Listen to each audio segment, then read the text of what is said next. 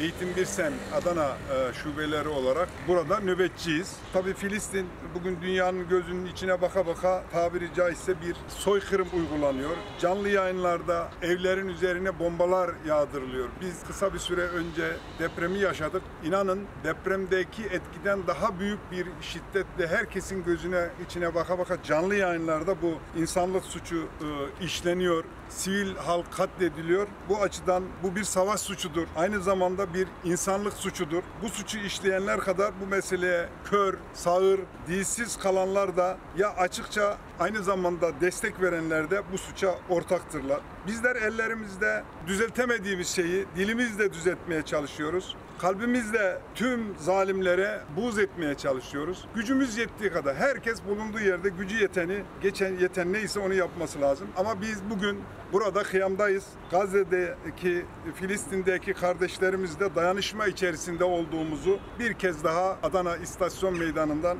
haykırıyoruz. Memur Sen Adana İl Temsilciliğimiz tarafından düzenlenen ve Filistin halkı ile dayanışma platformu tarafından yürütülen Filistin nöbetimize katılımınızdan dolayı ben hepinize ayrı ayrı teşekkür ediyorum. Tabii burada olmak bir irade beyanıdır. Ben mazlumların yanındayım demektir. Aynı zamanda ben direnenlerin yanındayım demektir. Ben işgale, işgalcilere, emperyalizme karşıyım demektir. Ben zalimlerin karşısındayım demektir.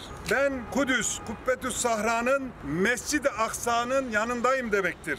Hem sizleri hem de zalime, zulmünü haykıran ve mazlumların yanında duran herkesi buradan selamlıyorum. Sözlerime kurucu genel başkanımız Kudüs şairi, 7 güzel adamdan biri olan Mehmet Akif İnan'ın Mescid-i Aksa şiiriyle son vermek istiyorum. Şimdi kimsecikler varmaz yanıma. Müminde yoksunum, tek ve tenhayım.